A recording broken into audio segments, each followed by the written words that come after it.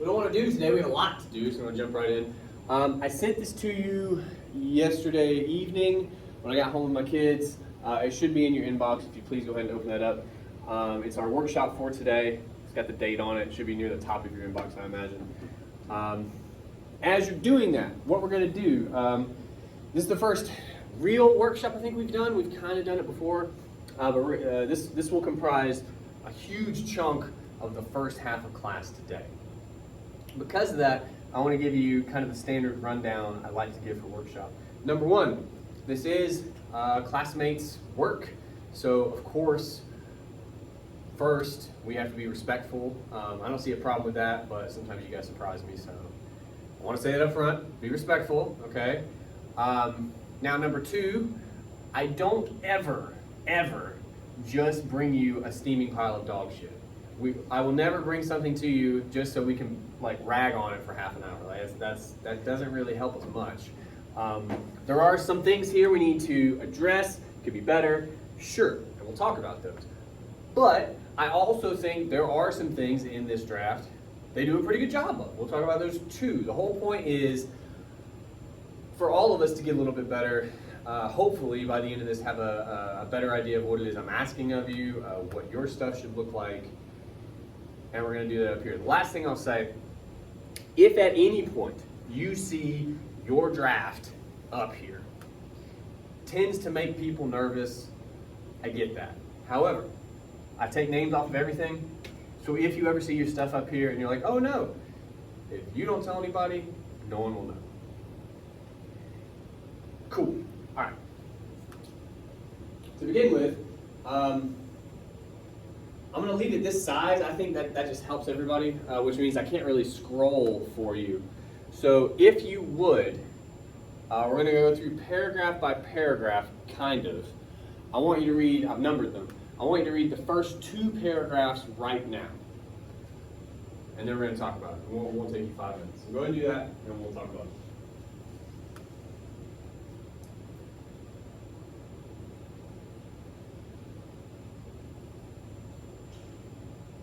Oh, they're talking about the poem Beauty, by the way. I probably should have said that.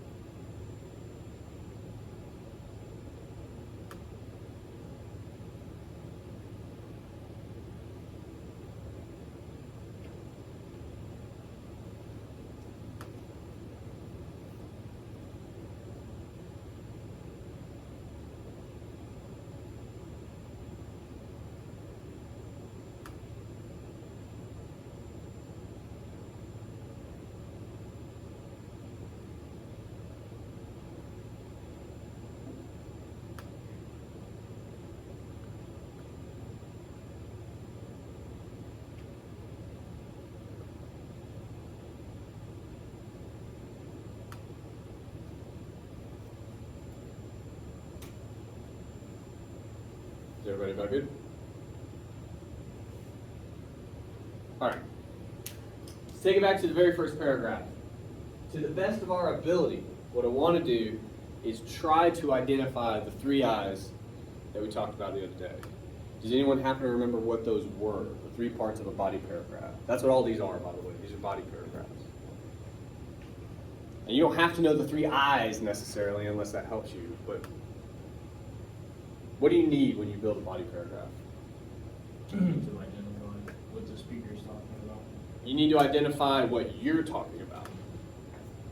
What is that? It comes at the very top of every body paragraph. What is it? Some kind of sentence. Topic sentence. It's a topic sentence. It's a topic sentence. And we haven't had much time to talk about those, but you bet your ass we're going to talk about them today. Topic sentence starts every body paragraph. It's the main idea of that paragraph. Should somehow sum it up, right? Whatever your thoughts are there. And then, of course, ideally, because you're meant to be making arguments, it should also be an argument of some kind. That's number one. What's the second thing you need?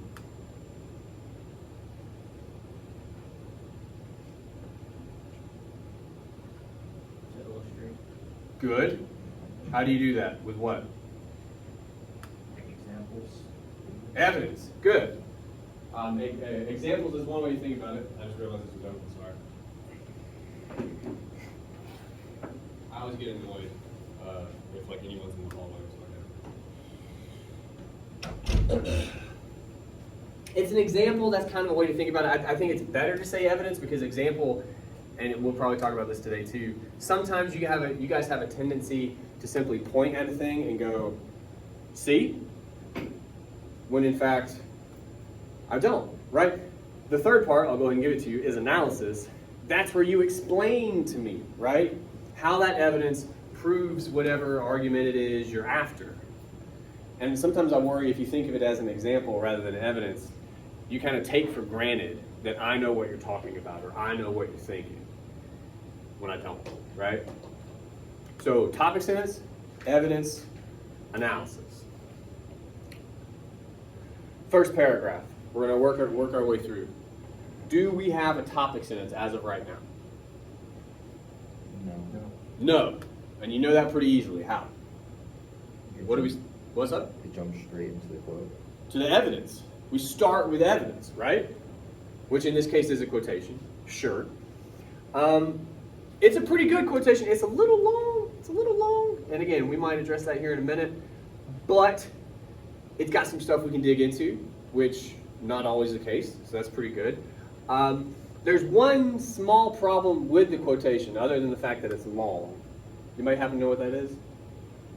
No slashes. Good. What's up? No line breaks. I went ahead and wrote them down on my copy. We need one after moms. We need one after father. Lovely. And California.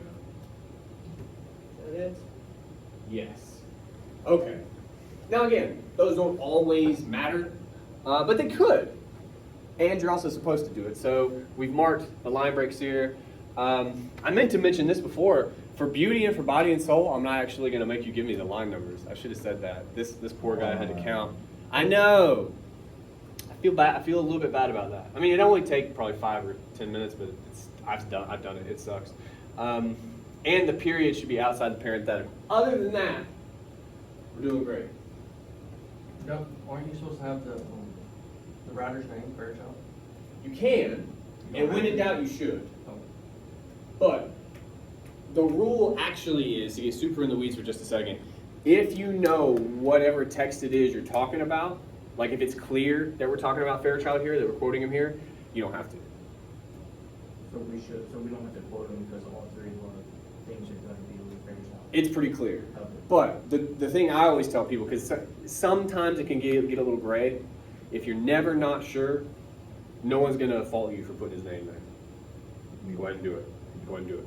Maybe like quote the first one and then Sure. that's it. But here again, if you're ever like not 100% sure, put his name in there. All right. So we have our quotation, citation. I'm not a huge fan of the context, but maybe we'll talk about that in a second. All right, we have evidence. This is good evidence. Now, my next question is, because we don't have that topic sentence, the third part. Basically, all this is our analysis. Our analysis should be what? What's the other A word we're after here? Should be making a what? Argument. An argument. Are we? Go ahead and take a second if you need. Read over this highlighted bit real quick. Are we making an argument? Why or why not?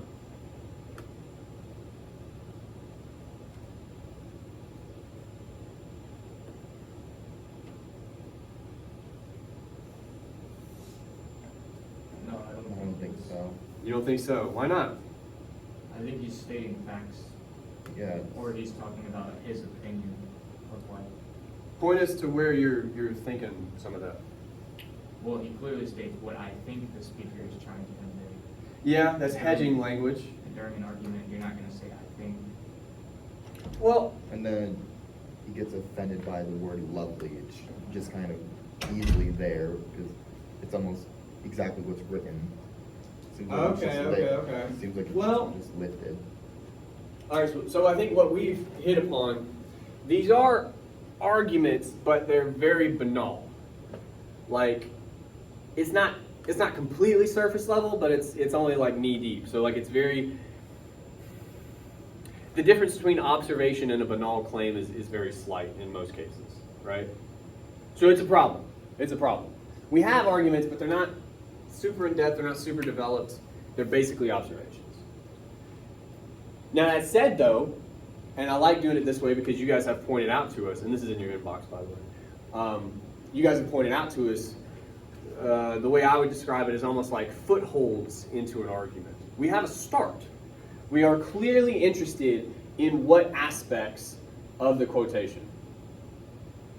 Like we're pointing to one or two things, and that's it. What are they? The word lovely Lovely. and hard. Well, and it's because that they're actually doing like a hard way of life. They're not quoting anything, so you want to try to avoid that. But lovely. Lovely. That's really it. We have to go back a second then. And that tells me we probably don't need all of this. If you only want to talk about this word, most of this could probably go. Right? Now you might use it later. I went ahead and had you guys read the second paragraph.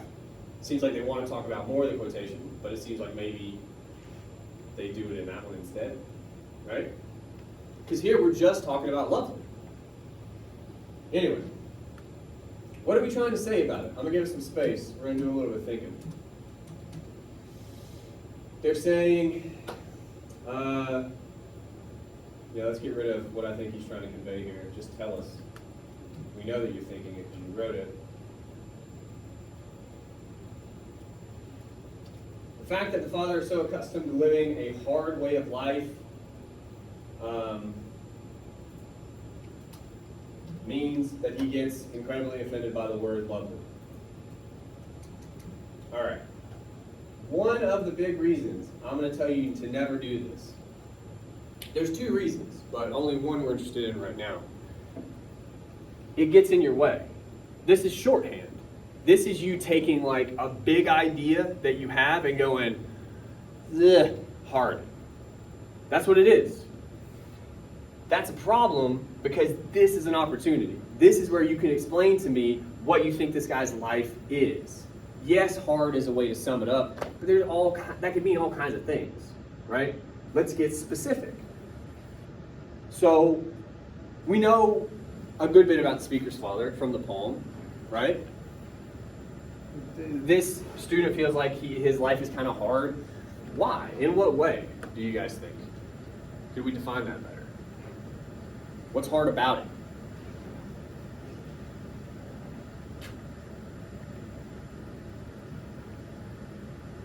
I didn't mean that to something about it. This is beauty, right? We didn't get to talk about it, which is a bummer. I did send you that video, which next to no one watched, which is also a bummer. But hopefully you read it.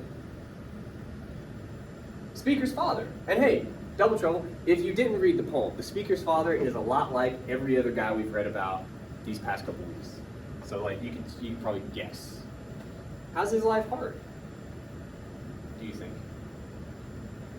It's not bad, it's not his ways. Okay. Why? What leads you to think that? Like what about him or his life or where he's from or? Or, to me, the time period. Okay. Living on the farm. Post World War II middle America, machine shop guy, right? Yeah, yeah. A lot of those, like blue collar, right? That language we've used before, okay? So the fact that the father is accustomed to living, and look, even that's a little bit redundant. Aren't we all accustomed to the lives we live? How about the fact that the father lives. Look at that. We said the same thing. Anyway, but now we're going to change all of it because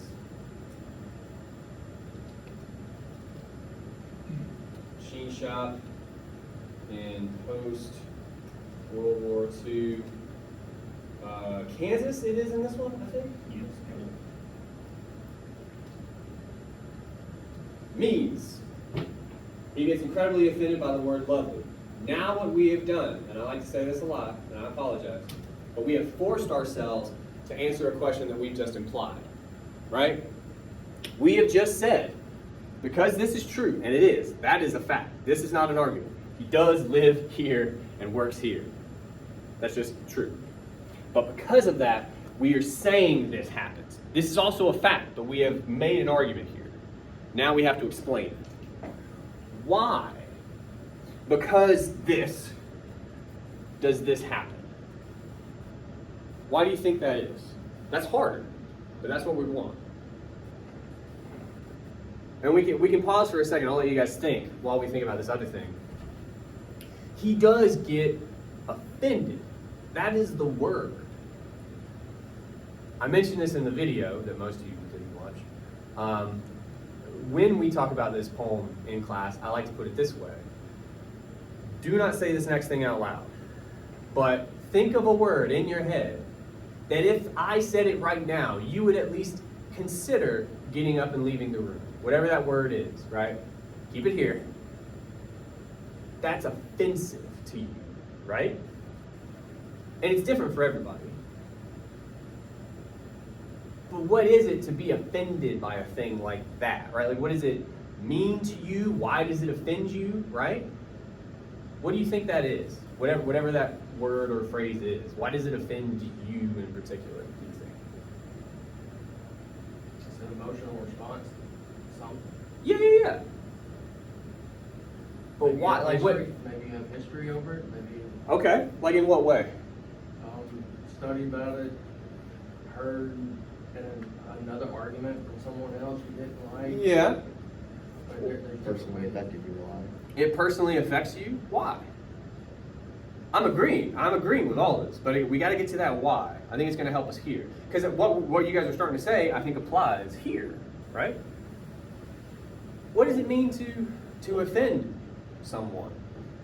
Have you ever accidentally offended someone and then had to hopefully apologize and try to figure out, like maybe you didn't realize, like you hear about this sometimes. What did you not realize maybe at the time? And then you felt like an ass later for it. What does it mean to offend somebody personally?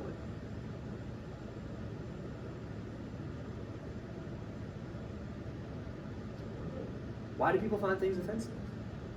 It's 2021, it seems like, in a way, yeah. Well, this should be easy then. Why is something offensive to somebody? Cultural based, social based. Okay, so it somehow denigrates or insults something that they hold dear. Oftentimes it's cultural, social, a belief that somebody has, a personal value, whatever it might be. And again, we all have different people, different backgrounds, but it's background, right? Where you're from. So now we're saying, due to this guy's background and his values, like what he thinks matters, the word lovely here offends him. Why do you think that is? Because I don't think it would really offend any of us, probably. Certainly wouldn't leave the room. Why is he offended by that, the kind of guy he is, and what he values? It's not a manly word. Why is that? They talk about this a little bit throughout the poem, so that can help you too. I mean, the whole first stanza is, men don't say this, right? There's a line in here that talks about instead of scratching their crosses and cursing the goddamn government. Yeah. Trying to run everybody's business. That's not a beautiful thing. That the government, not beautiful. Yeah. And then it says, through a man would not use that word. Yeah. So he gives you these examples of what they can and do say or talk about, but yeah, this is lovely as a synonym is off limits, right?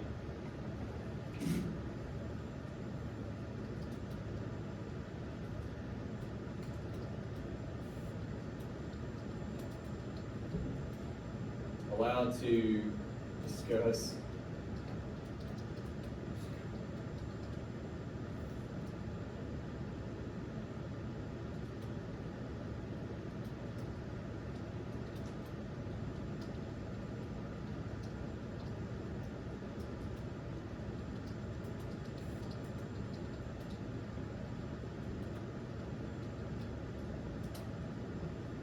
That's fine. We still haven't gotten to why beauty is offensive, though. But if it helps you guys, I can scroll down for you. We're kind of comparing these two things then, right? Uncle Ross says the centerpiece is lovely versus, I guess, what Uncle Ross should be doing, which is like fucking government, right? Like that's kind of what we're saying. Apologies for the illustration. So then still, why is that offensive to the dad, do you think? Uncle Ross says the word lovely. So what? I mean, you get the sense if the mother said lovely, it would be fine? Or at least... Because it's more of a feminine word. Why? Well, like, for instance, he says that it's not a word a man would use. Yeah. So he's already implying that, like, That a woman could. that a woman could. But why, as a man, do you think? should not be using that. Well, because in his man world, everything's rough. Working a machine shop, hard. Probably the way he lives is hard. Mhm. The beers he drinks is not an easy life. Okay. So someone coming in as another man and saying this is lovely is probably stepping on whatever manly ego he has. So hard and not soft is kind of what we're after. I would say so. Okay. So even, I mean, again, scratching crotches, cursing the goddamn government, not just the government, right? These are abrasive things to say and do and whatever. Okay.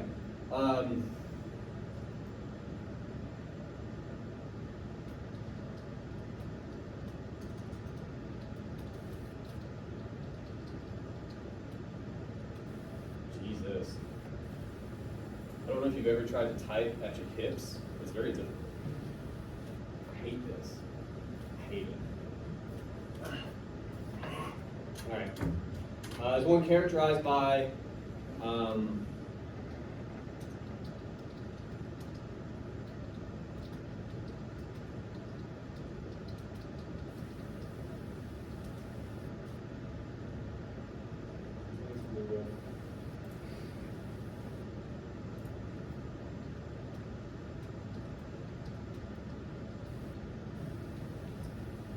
is that kind of maybe part of what we're getting? He has no time for it? Or something? I still don't. Just doesn't fit in his world. Yeah, I think that's the because it just doesn't fit into his lifestyle or world. Further, the word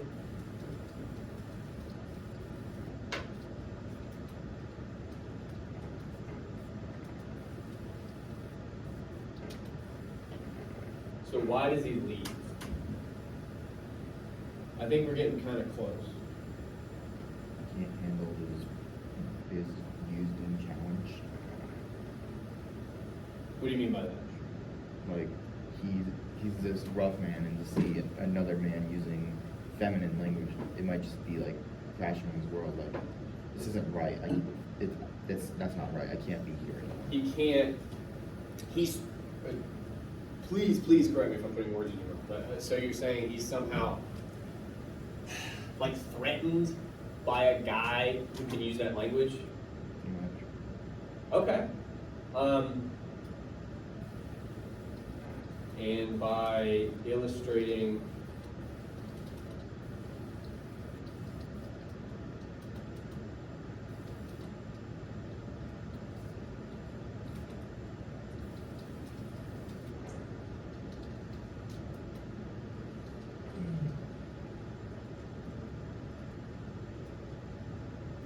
Alright.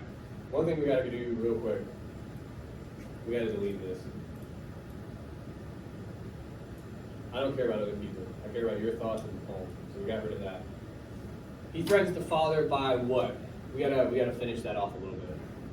We've said like he's threatening his masculinity somehow, right? I think we're pretty much on that page now. But so what? I mean that. Why does that matter to the father or to how we think about the poem, to what the poem might tell us about how any of this works, you know? Who cares if the father's threatened? You know what I mean?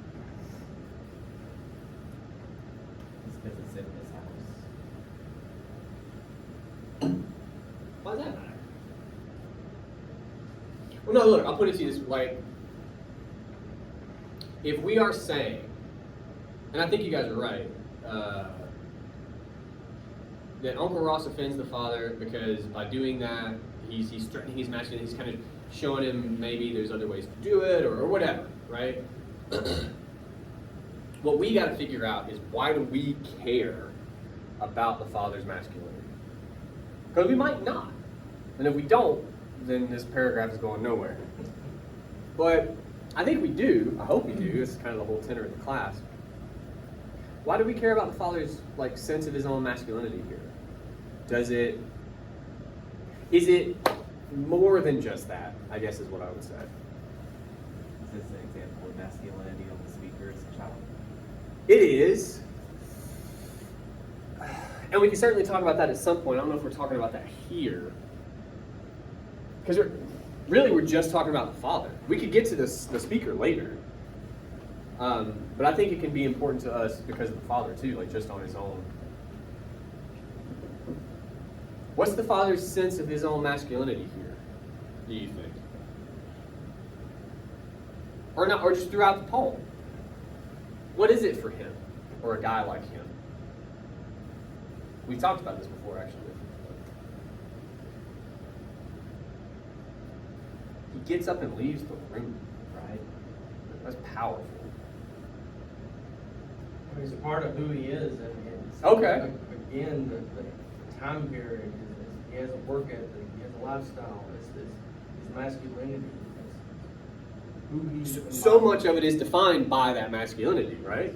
For sure. So I think it would not be entirely unfair to say it might be his identity. For sure.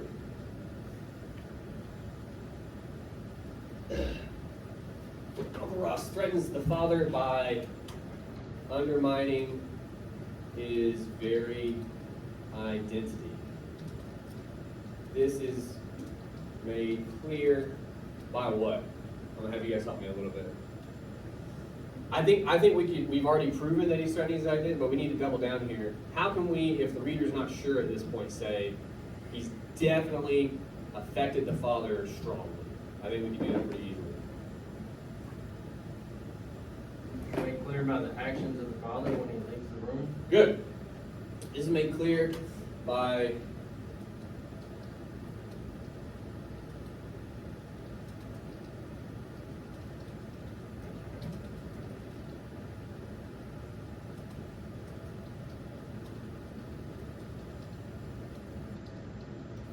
Jesus.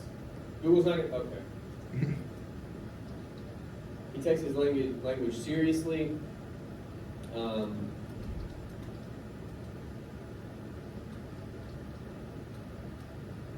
not in love with that last part, but you get it. All right. So what we have here, I think we could keep going. We could mine a little bit more, but this is pretty good. At this stage, we have evidence, which I told you we could trim. We got more specific. Notice, by the way, as soon as we got more specific, we got rid of that hard BS. We defined it. in detail. Now we got something to actually think about. Lovely offends this somehow. And you guys started working that out. That's it. Now the trick is we got to try. Our argument basically takes place all through here. To the best of our ability, we got to figure out, we got to sum that up in a sentence. I'm going to let you guys try for a minute. I have thoughts, of course, but read over this. Can we sum that up?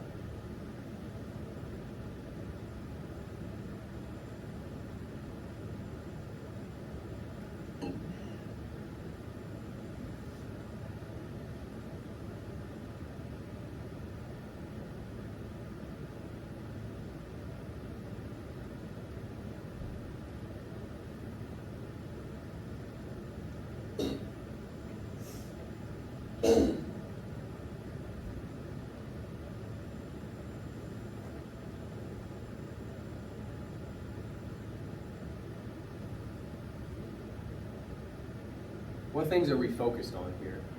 Let's start there. Like what nouns are in play?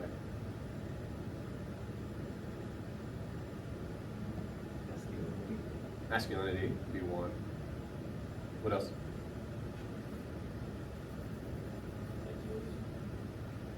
You said ideals? Yeah, masculine ideals. We could do that. Okay. What else? We got a couple more, I think, kicking around. Identity, for sure. What is that? The counter. Uncle Ross's counterexample. I think those are our big three. How do those play together? What does Uncle Ross's counterexample have to do with the father's masculine ideals and thus his identity?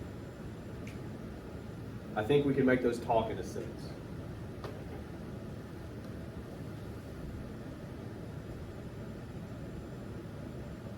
I'll pause for just a second. This is how I talk about topic sentences. Let's go ahead and, well, no, we need that. Let's just have more space. All right. I talk about them like this. I'm going to try this pen. Oh, yeah.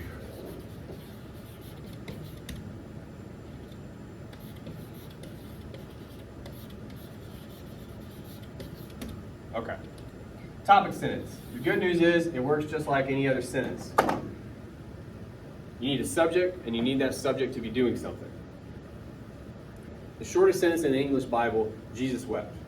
You have a subject, and that subject is doing something. That is a sentence. That's it. So in a topic sentence, you need a subject, which I call the who. Not always a person, right? But a thing that you're pointing at in the work. Like it's there. It's not something I made up, it's there. And what that thing is doing. If you just have these two things, you do have a sentence. But if you only have these two things, you have summary. Uncle Ross provides a counterexample. Uncle Ross says the word lovely. That's a sentence, but it's summary, right? If anyone read this poem, you're like, Uncle Ross provides a counterexample, you're like, no shit. So it's not an argument, it's summary. But we need that first. The last part is you. It's out of your head, it's not out of the poem. It's how does this tie into your larger argument, or why does this matter? Why do we care? What is this telling us about any of this, right? This is what makes it an argument. It's harder. But, big old head out of the way. All right, there we go. But, I already gave you the first part, right? Something to the effect of, let's get rid of all this space.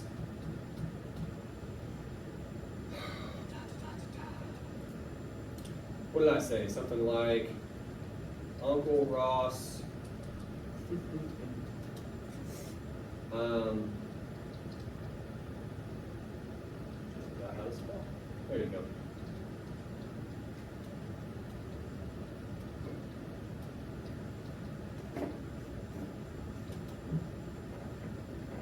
That's summary. That's fancy because I wrote it. I write like me, you write like you. But I think we would all agree it's inadvertent, it's accidental, seems like. Challenges the speaker's father's masculine ideals. Okay. So what? You'll hear teachers refer to it as this. The third part of the topic sentence is the so what. Why do we care? What do we learn because of that?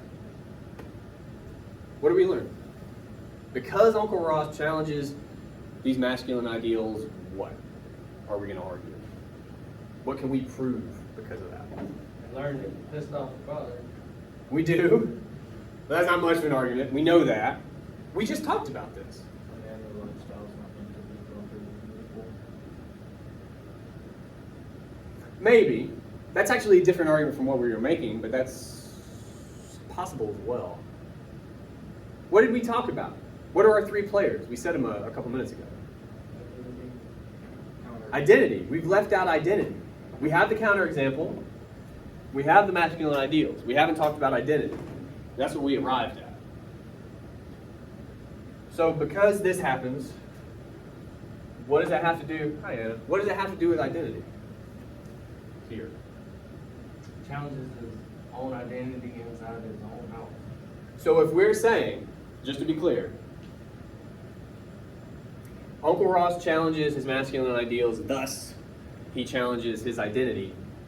What are we saying about the relationship between those masculine ideals and his identity? His identity is his masculinity. They're sort of one and the same. That's an argument. You got to prove that. And I think we mostly just did, for sure. Okay. Speaker's father, masculine ideals, which highlights, I love that word, highlights how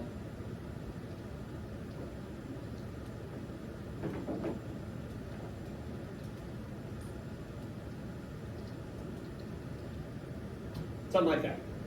That's an argument. And now you work to prove it throughout the paragraph.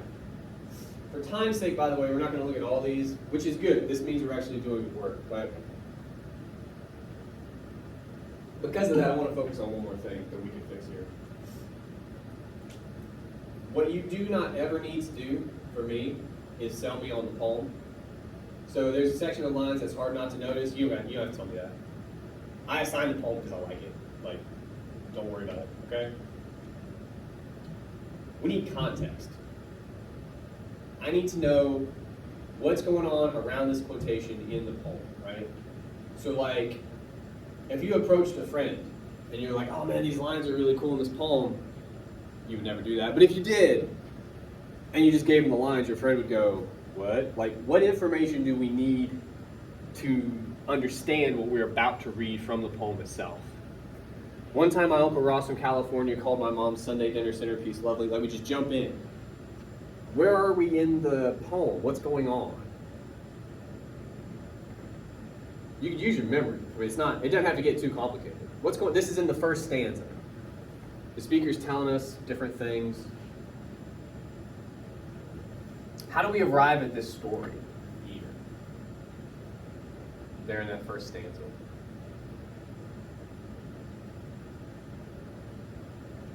I'll be honest with you, if you're looking at the poem, you're working too hard. What's going on? The whole poem is like this, but definitely the first stanza. What's going on there? What kinds of things does the speaker tell us? Because there's a lot of different things, but I think they're all kind of the same thing. He says you can't say beauty a lot. He talks the crotches bit that we got. He talks about this.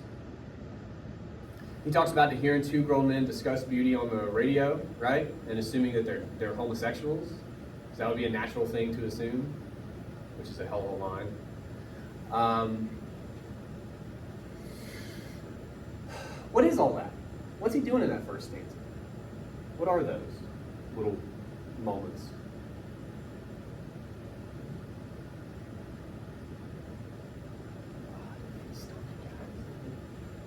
Hang on. What's up? I'm just confused with the question that you just asked. So, I still did not hear something you said. never mind. He was confused about the question. Well look, The stanza starts this way. I still don't know how to pronounce this word. We are in the Bargello in Florence. I'm going to say Jello. We are in the Bargello in Florence, and she says, his wife, "What are you thinking?" And I say, "Beauty. Thinking of how very far we are now from the machine shop and the dry fields of Kansas, the treeless horizons," and then he goes into thinking about Kansas. He's in Florence, Italy. He's much older. And then he starts thinking about Kansas, and you get all this stuff. What is all this stuff? We have a word for it. Flashbacks. Got an easier word for it. Conjecture? Just memory. There's memories. Flashback is from movies, and that's with it's like a trailer. No, these are just memories. It's just stuff he remembers from when he was a kid, when he was growing up. That's kind of formative stuff you remember from when you were growing up. Yeah. How do we arrive at Uncle Ross? It's pretty easy. What's up? He's one of those memories.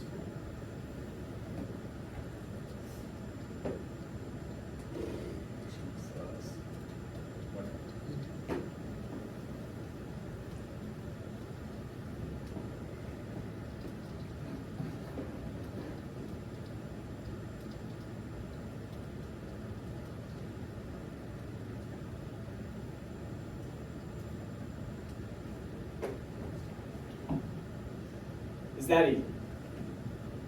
This is a memory from when he was young. I sneak a little bit in there saying it's formative. That's it. Doesn't have to get harder than that. Now the other thing we can do, of course, because we're going to spend more time on this, which is fine, we can trim this guy. You guys read the second paragraph. We're going to take a big chunk of this quotation and move it down there. What do we need to make sure we keep? Lovely. So let's go ahead and cut this whole first line. We don't need it, right? I cut, by the way, I didn't delete, because you may have noticed there is no evidence in this second paragraph, but it seems like we want to talk about California. What else, if you recall, did we talk about in the second paragraph?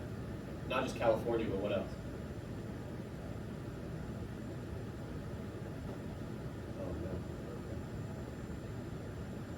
Talk about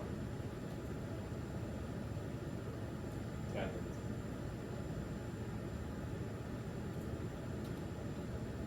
So we might use those down there. But for now, and of course we have to change this, we're left with Sunday dinner centerpiece, lovely, and my father left the room, clearly troubled by the word lovely.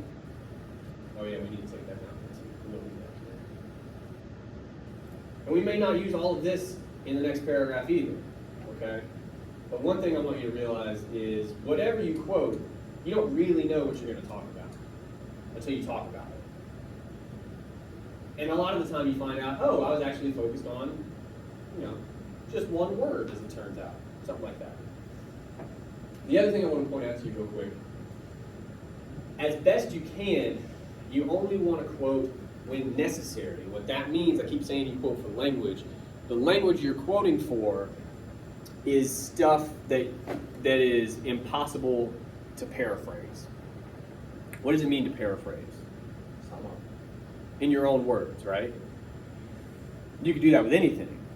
But the key here is, if you were to say, paraphrase some of this quotation, something might be lost. The meaning would be changed slightly. Oftentimes that's not super important, but in something like this it is. We are focused on lovely as a word in and of itself. You paraphrase that, you get a little bit away from what the poem means for this father in this memory, right? Other things though, Sunday dinner centerpiece, maybe we can keep it, maybe we can change it. How about my father left the room clearly troubled by the word? We could lose a lot of that, right? That we're not getting anything with that. Like we need it for story, not for language, right? So what we could do if we wanted to, first of all, we took some of the quotation out, so it is Uncle Ross.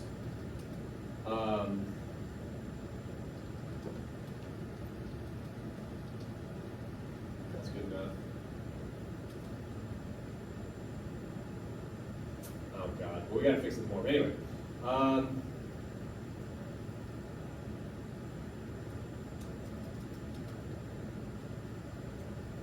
watch this.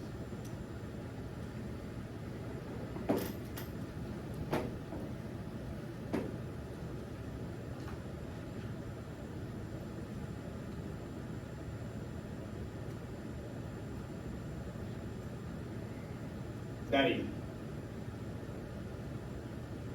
I basically took the last bit of that quotation, changed one word because it's nothing language, right? We're not doing anything with it. It's really not that important. We still have what we want. To make it make complete sense, I have to do that. Well, that's it. That's all we really wanted to talk about. And by the way, I keep saying one last thing. This is the last thing we'll talk about in this paragraph, I promise you. What we have done now, we have trimmed so much of the quotation away. We have like half of a line here. We have said the same amount of things about it, which is going to impress the shit out of your future professors, by the way. And sometimes, not all of the time, but sometimes, when you have less to work with, it's easier to notice things. For instance, we keep talking about this, and rightly so. The father leaves the room because of this. You got to talk about it. I said before, we might be able to lose this, and we might. But let's consider it for a second. This is the speaker's mother's, quote, Sunday dinner centerpiece. That's kind of an interesting way to describe whatever the hell's on this table right now, right? We don't know what it is.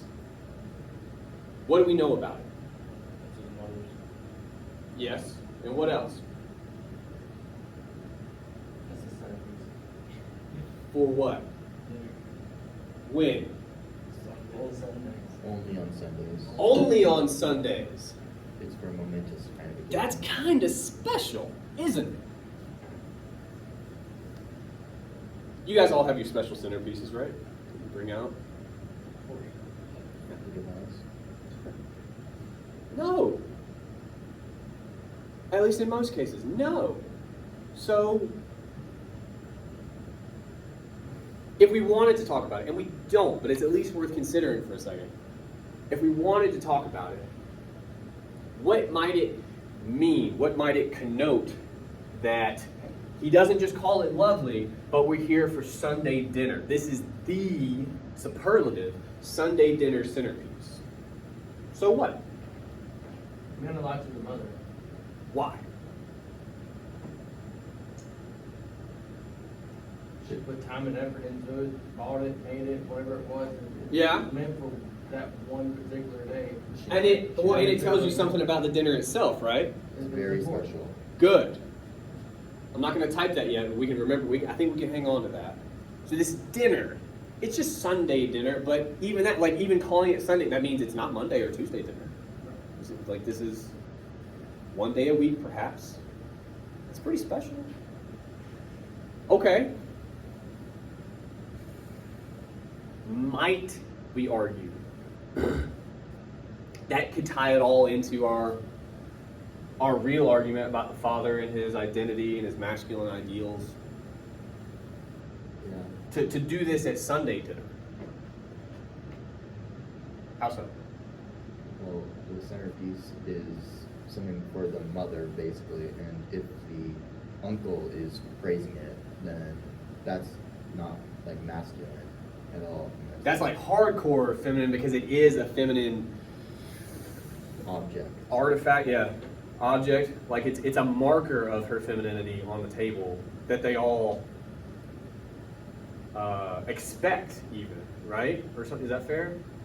And then again, yeah, for Uncle Ross to comment on it at all, even. On the one hand, you're like, well, that's nice. That's what we do. It's polite. But He appreciates it.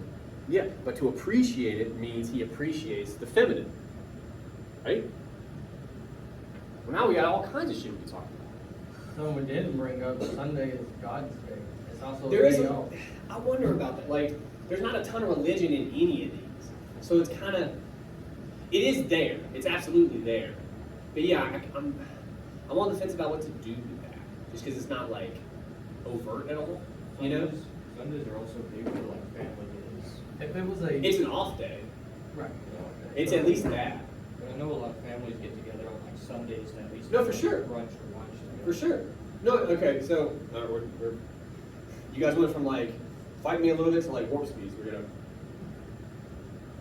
let me see. The question would be, could we work any of that in? So we talk about lovely first. We gotta let that ride, right? Like we gotta.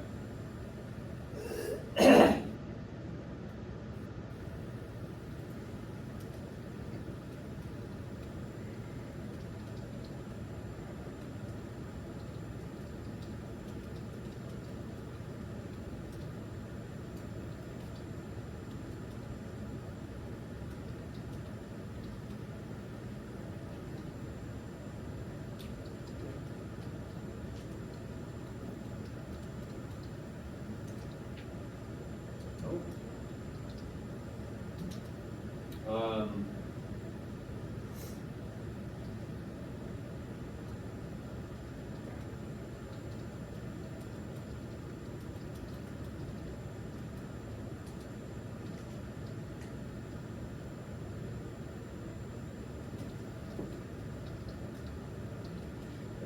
Uncle Ross.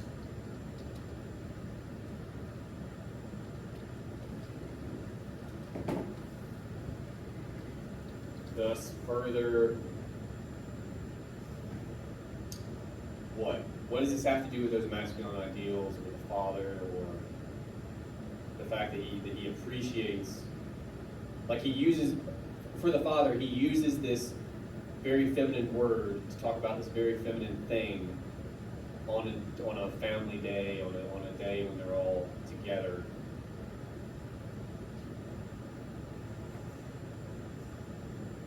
And we're saying that even that offends the father. That this guy could appreciate the feminine qualities of this feminine thing, you know? We're almost done with this, I promise.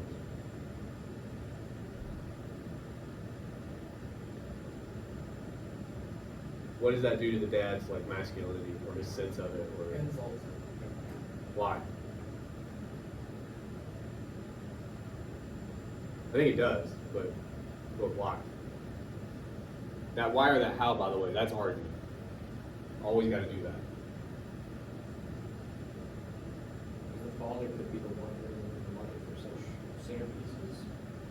But that's a later paragraph that we almost have to write in this paper, that line about hard and true things and not beauty, that's at the end of the first stanza. Like money, he mentions. Yeah. And Uncle Ross is not acknowledging his hard work, but rather acknowledging. What? What is he acknowledging? I think we got to name it. I would say like the result of hard work. Well, what's the result of it here? What is a centerpiece on a table? Sunday dinner or Thursday dinner? Like what it, to this guy, to the speaker's father, what is a centerpiece? It's feminine, sure, but like what else is it? It's where his money goes. What is it? Do you think he values it? Do you think he? No, not at all. It's not happening when it's not him. Yeah. What do you say? So he probably doesn't even like think about it. Probably not much. So it's. I'm trying to think of a good word. It's like superfluous or superficial. Like It's there. it's an ornament that, at best, he doesn't think about, but maybe at other times he tolerates or what have you. Is that? And so yeah, so he.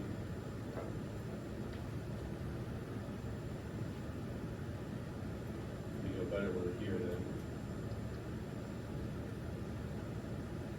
Thus further.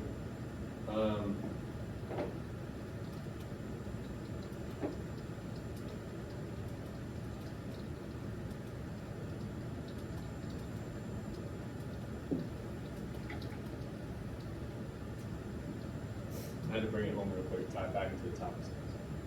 All right, for the sake of time, we're going to move beyond this. But again, I wanted to illustrate for you just what you can do. Look at that shit. And all we quoted was that. That was it. We talked a whole lot about Lovely. I think we could talk a little bit more, once we learn to spell, we could talk a little bit more about Sunday Dinner Center if we wanted to. But I don't think it's the star of our paragraph necessarily. That's pretty good. That's what we're trying to do. And look, I say this a lot. I know I say it too often probably. You guys get sick of it. But you got to focus on details. You got to focus on how or why. If you don't, you're going to be really vague, really general, and your stuff is actually going to be really underdeveloped. You're going to have short paragraphs. 9 times out of 10, easily, if you ever hit a moment where you're like, I don't have anything else to say, it's because you're not looking at details. That is what it is. When you don't do that, you have less to say. That's just how it works. Any questions about anything we just did? Okay. I'm going to railroad through the rest. I thought this might happen. I'm actually happy it did because I think we kind of nailed this first paragraph. The second one that I had you look at, the main thing I wanted to highlight for you, I understand why he does this student. He wanted to take parts of this quotation he didn't have time to deal with in that first paragraph and deal with them here. Well, what that means is probably big chunks of that quotation don't need to be in that paragraph and they need to be in this one. And it's kind of weird to do, but you got to do that. You can't, and that's, but like to quote a thing way up here and then probably on the next page go, oh yeah, remember that? I want to talk about it now. No, that's crazy. Don't do that. Quote it here. So he'd have to do that, and all of these need topic sentences. None of these have topic sentences, but if you give me evidence and solid analysis and you try to give me a topic sentence, you'll probably do okay. But that's the main problem here. It's just there's no damn evidence. We won't have time to look at it. I want to show you the third paragraph. Wait, where are my notes? I have too many things. Give me a second. Oh, there it is. Nice. All right, the third paragraph. We have some ideas. Thematically speaking, we have no evidence whatsoever. None. None. I think it's clear they read the poem in the third paragraph, but they got no evidence. So they just kind of give you like general thoughts related to the poem, but they don't talk about the poem itself.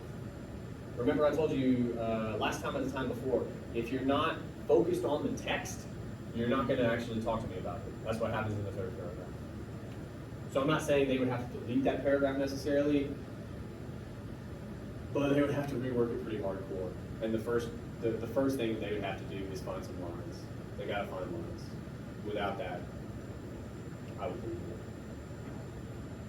Finally, I want to talk about this for just a couple minutes. If you would, I promise I'll try to do it fast. Read the fourth paragraph for me real quick. I just want to have like a couple minutes conversation about it.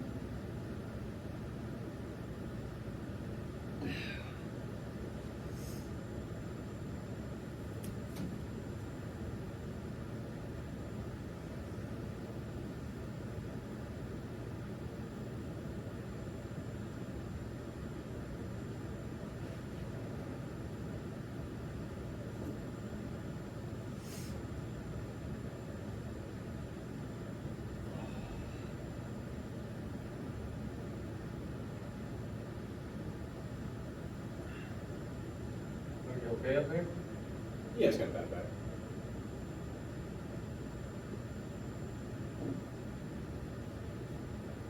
Has everybody read it? Okay. This is Bobby Sunith, one of the great characters in literature. Later, in the Philippines, this is Bobby Sunith giving his sexual autobiography, The Clap. As far as I'm concerned, any man who hasn't had VD, which is venereal disease, we call it STDs now, just isn't a man. Okay, that's a super weird thing to say. We say two things in this paragraph, two main ideas. We talk about how Bobby is the type of guy who alienates others for not being as unfortunate as him, saying that thinking is almost cult-like. The other thing we say is that this is the kind of guy who views other guys as soft, and he like kicks those guys to the curb. He's just trying to look cool, basically. My problem, if we had more time, I would try to get you to figure out what my problem is. But my problem is we don't work with the quotation at all. Okay? This is another thing you guys are prone to do. You have to, in some cases, constantly remind yourselves, I'm not in your head. Okay? What I mean by that is, I do think what they say about this, or rather what they say down here, is tied to this quotation. It doesn't come out of nowhere. But they're leaving me to fill in a lot of gaps. Okay? That's not my job as a reader. That's your job. Your analysis, those breadcrumbs I talk about. So for instance, at some point in here, I think, don't they talk about war somewhere in here? Am I making that up? I feel like they do. Yeah. Hardened by the war, blah, blah, blah. How does war come up? Does war come up in this quotation? It does. It's quick. Oh, Philippines. Philippines. Right. That's like, how does a guy in 1940s, 50s Kansas get to the Philippines? War. Because we went there in World War II in the Pacific Theater. Yes. You gotta tell me that, though. You can't just drop in war and be like, yeah. Clearly, Bobby Stoddard is a veteran of World War II. He was in the Philippines, which famously, pretty rough. Pretty rough. So he's probably seen some shit. Okay. We know a little bit about him now. Not necessarily the kind of guy he is, but we know a good bit about some of his experiences. Just based off of that. Okay? Okay. But then we learn more. Most guys, if they were going to tell you about their time in the Philippines, most guys probably wouldn't want to tell you much at all, right? But it is interesting what people decide to tell you. What does Bobby decide to tell us? The clap. As far as I'm concerned, any man who hasn't had VD just isn't a man. That is a very interesting thing to say.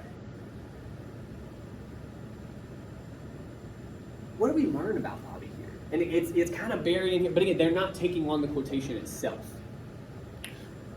First of all, what does Bobby himself literally tell us about himself?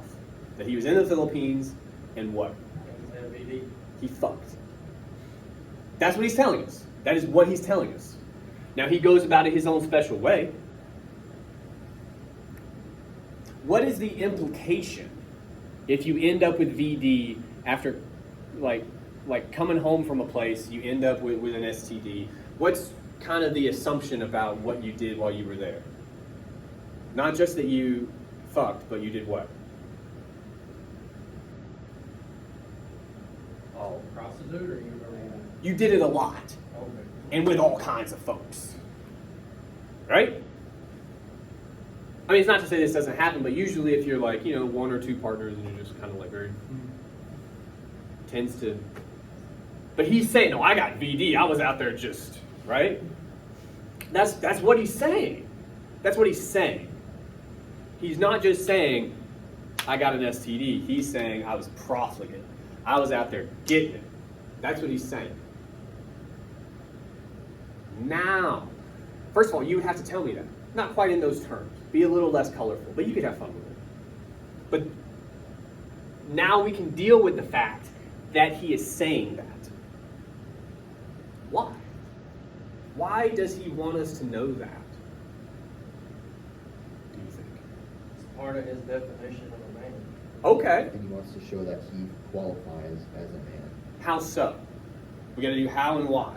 Like, I'm with you, but in what way? What part of the narrative? Well, he's been to war Yeah. and he's had a lot of sex. war and sexual conquest, in a way. Also claims that his mindset, they're just not a man if they don't have either one. He directly links it for you, but he's also said, because he's telling us he's had it, what's he also saying about himself? He is a man. That he is a man, because he was out being promiscuous and all this stuff, right? So on the one hand, it kind of neatly ties into the earlier paragraph we were talking about not just masculine ideals, but identity, right? So we're on a similar track here. But this is a little bit different from Uncle Ross and Lovely and the dad leaving. The dad's a little more reserved than Bobby, right? Okay. And this is also a different side of the identity. It's not just you can't deal with beauty. Okay. It's also you got to get out and do. Okay. You gotta check the boxes. Yes. Well, the question I'm still left with is, we've answered it in one very good way, but I think there's another answer. Why does he tell the speaker this? And if you don't remember, just before this, I'm going to quote him here. He says, "Fucked my own sister, and I'll tell you what, bud, it wasn't bad." Bobby Sidith also says that. It's hard to forget. Why? The way I always talk to students is, you don't know if it's true. At no point does the speaker confirm this, because the speaker doesn't want to know any of it. Why does Bobby broadcast this information? Because that's what it is, right? Because he likes the Well, maybe. We can't confirm that. We can confirm this. What does he like? He's telling people this stuff. Being seen as a man? Well, I mean, attention a little bit, and to be seen in a man, yes, but in what way? We need to know something first to know that he's a man. Huh? He's a lady killer. And he wants to make sure we know. Right? Woman. For sure, to put it mildly. Well, and again, we don't know if that's true. We've all known, at least, well, I can't speak to the female experience, but being what would, at least in the dictionary, classify as a man, being around guys my entire life, we've all seen people like this, who talk like this. So they broadcast this information. They want people to think these things about them, whether or not they're true. That's not what matters. What matters is you think it is. So again, and then we'll go on break. Again, we're talking about masculine ideals. We're talking about identity. But we're doing something else here. Before, it was the speaker's father and his masculine ideals pretty much are his identity, right? Like they're so interwoven, they're basically the same thing. That's an argument. Here, we could make that argument, but we've already done that. We're saying it's important to Bobby, for some reason, that he say these awful things to the speaker. He wants him to know this stuff.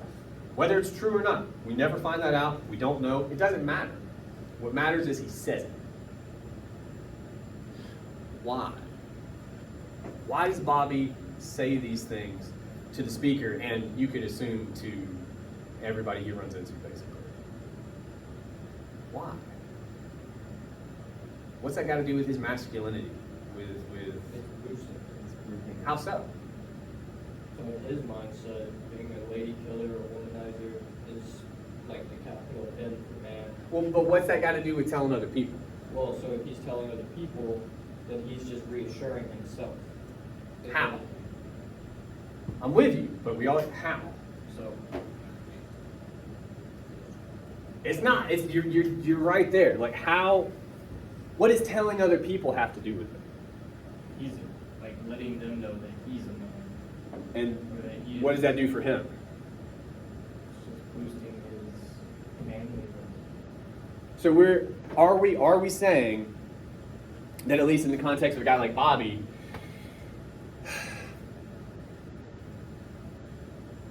part of how you know you're a man is measuring it according to what other people think of your masculinity?